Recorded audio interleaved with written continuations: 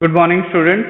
We will now continue with the audible sounds and unaudible sounds. ऐसी आवाजें जो हम सुन सकते हैं और ऐसी आवाजें जो हैं पर हम सुन नहीं सकते. That is out of our hearing capacity. हमारे कान के क्षमता के बाहर है वो आवाज के बारे में भी हम डिस्कस करेंगे. तो ये टॉपिक काफी इंटरेस्टिंग होने वाला है. I hope you will enjoy it. तो लास्ट ऑनलाइन सेशन में we have discussed about pitch के बारे में डिस्कस किया था. We have discussed about amplitude and we have discussed about frequency. I hope you will, आपको अभी तक वो याद होगा. एंड अगर याद नहीं है तो पिछला वीडियो आपको फिर से देख लेना है. So it will make more clarification in today's video. So we are moving with a topic 13.6. You can refer this topic with your textbook too. That is audible and inaudible sounds. सुनाई देने वाली और ना सुनाई देने वाली आवाजें. We know that we need a vibrating body for production of sound. We know that कि किसी भी आवाज को प्रोड्यूस करने के लिए उसका वाइब्रेशन में होना जरूरी है. Can we hear the sound of all vibrating bodies? क्या उसका मतलब ये है कि हर वो चीज जो वाइब्रेट कर रही है उसकी आवाज हम सुन पाएंगे? The fact is that the sound of a frequency is less than 20 vibrations पर सेकेंड. ऐसी आवाजें जो एक सेकेंड में 20 बार वाइब्रेट हो रही हैं can not be detected by human year.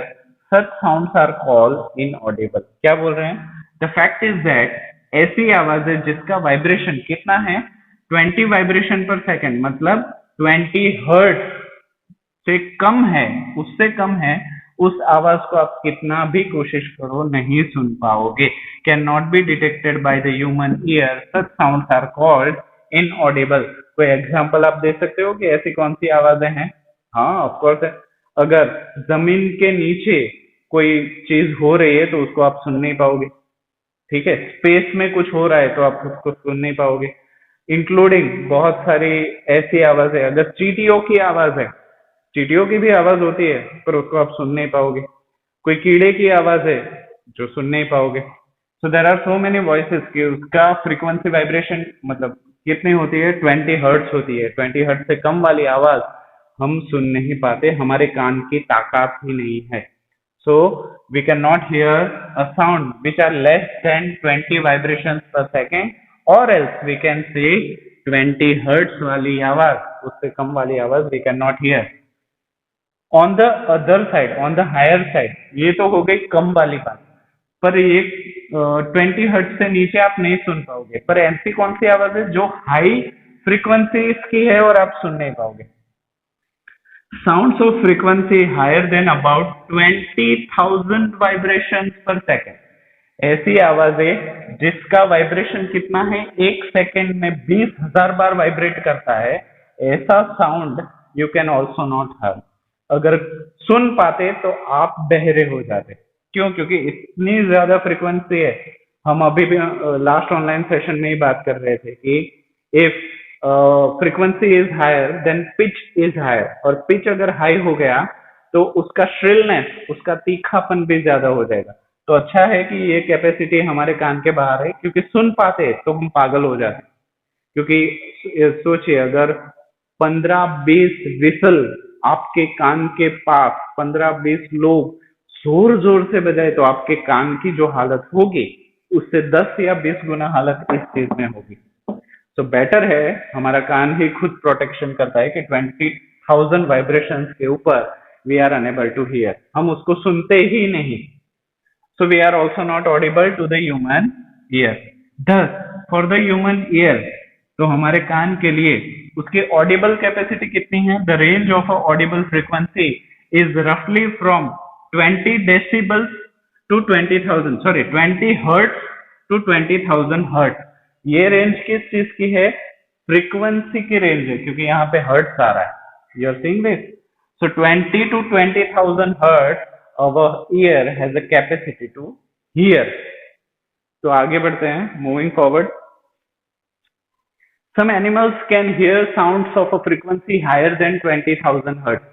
कुछ एनिमल्स ऐसे भी होते हैं जो 20,000 हर्ट्ज के ऊपर वाली फ्रीक्वेंसी को भी सुन सकते हैं. Dogs have this ability. कुत्तों के पास ये एबिलिटी होती है. The police use high frequency whistle which dog can hear but humans can not. Police के पास क्या, आपके पास भी अगर डॉग है तो पेट शॉप पे हाई फ्रीक्वेंसी विसल बजती है, मिलती है। अगर उसको आप बजाओगे तो आपका डॉग उसको सुन पाएगा पर आप उसको नहीं सुन पाओगे। मैंने इसके बारे में पिछले ऑनलाइन सेशन में भी इसको डिस्कस किया था। The ultrasound equipment familiar to us for investigating and tracking many medical problems works at a frequency higher than 20,000 Hz। अभी हमने बोल तो दिया कि 20,000 हर्ट्ज से ज्यादा फ्रीक्वेंसी वाली साउंड को ना तो हम सुन पाते हैं ना तो हमें पता चलती है कि ऐसी कोई आवाज आ रही है। बट एक्चुअल वर्ड में हम इस चीज को यूज करते आए हैं और करते रहेंगे may be. It is called ultrasound machine. जो हम जिसको किडनी स्टोन्स होते हैं या पेट में प्रॉब्लम्स होते हैं उनके लिए अल्ट्रासाउंड करवाते हैं। पेट का वो जो उसके ऊपर एक रेडियो एक्टिव वो लगाते हैं ना। हाँ, तो उस अल्ट्रासाउंड के आप फ्रीक्वेंसी प्रोड्यूस करता है मोर देन 20,000, और वो आपके पेट में जो पानी है उससे रिबाउंस होके वापस आती है, उसको रिसीवर रिसीव करता है और एक इमेज बनती है स्क्रीन पे जो दिखाता है कि आपके किडनी में स्टोन्स है या नहीं, या कोई दूसरी प्रॉब्लम्स है या नहीं। उसको हम बोलते हैं अल्ट्रासाउंड। बोलते हैं ना 800-900 रुपए में हो जाता है। हाँ, तो वही अल्ट्रासाउंड है जिसमें हम 20,000 more than 20,000 hertz frequency we are using for identifying anything abnormal in our body. तो उसको आइडेंटिफाई करने के लिए इतनी हाई फ्रीक्वेंसीज हम यूज करते हैं। आप बोलोगे सर इतनी हाई फ्रीक्वेंसी की क्या जरूरत है? बिकॉज ऑफ हाई फ्रीक्वेंसी उसका रिजल्ट बड़ा सटीक आता है। द फ्रीक्वेंसी इज मोर, जितनी फ्रीक्वेंसी ज्यादा होगी ना उतना ही डिस्टरबेंस ज्यादा आइडेंटिफाई कर सकती है। फॉर एग्जाम्पल, जितनी रेत ज्यादा होगी उतना फुटस्टेप क्लियर दिखेगा। यस ना, क्योंकि बहुत ही छोटी छोटी है रेत। इन द सेम वे फ्रीक्वेंसी जितनी ज्यादा होगी, रेत जितनी ज्यादा होगी, फुटप्रिंट मतलब आपका पैरों के निशान उतने ही क्लियर दिखेंगे।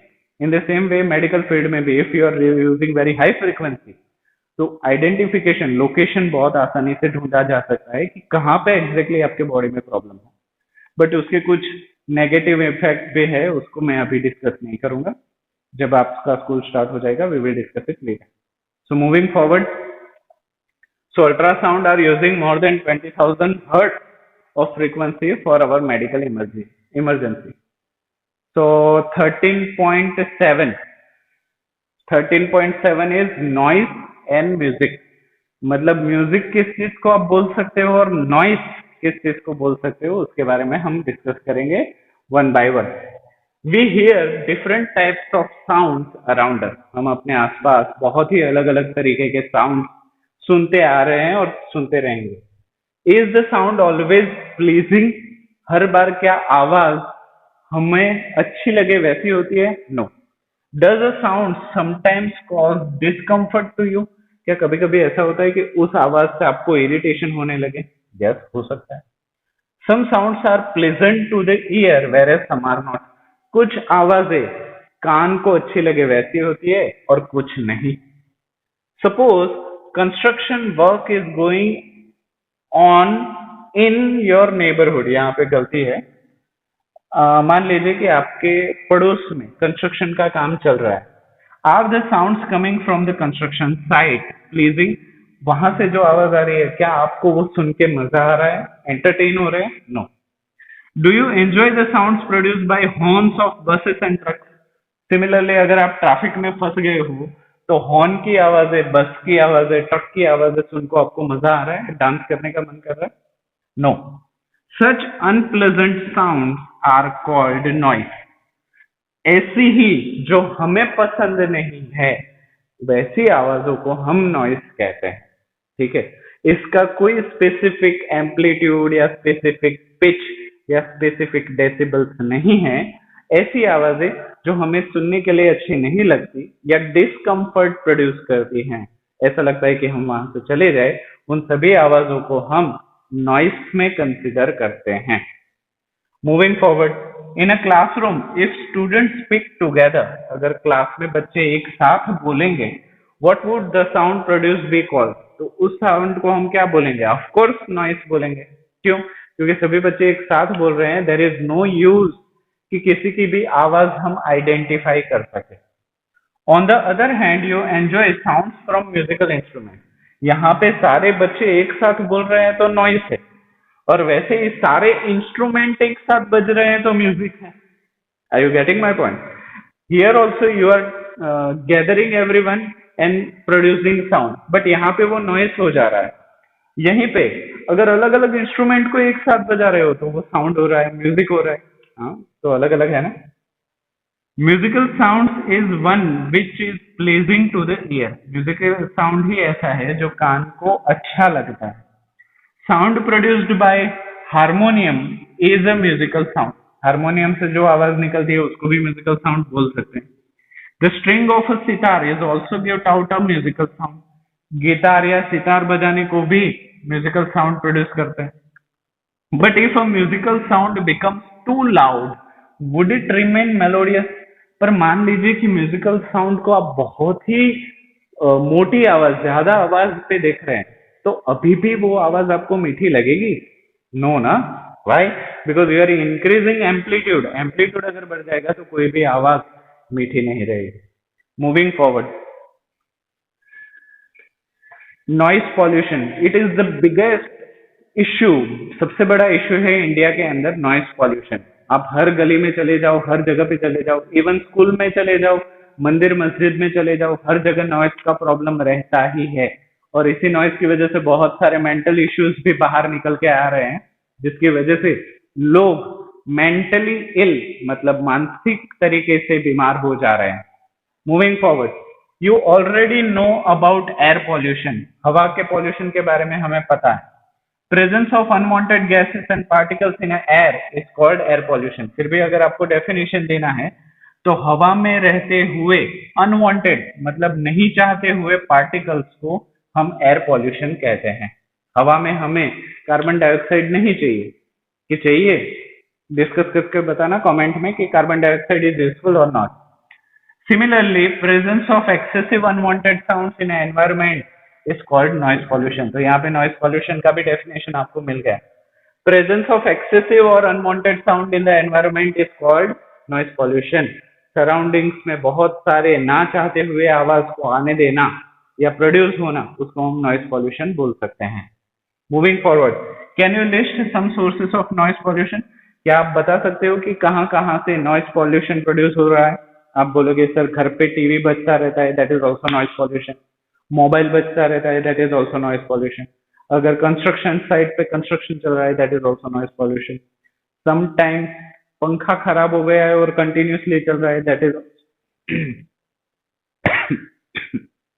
That is also noise pollution. You can categorise so many things कि कहाँ से नॉइस प्रोड्यूस हो रहा है। So in the same way, you can also list some more examples कि जिसकी वजह से noise pollution फैल रहा है, and we will discuss it whenever it is possible, or else you can comment it below, so I can identify कि यहाँ से भी noise produce हो सकता है। Moving forward, major causes of noise pollution are sound of vehicles।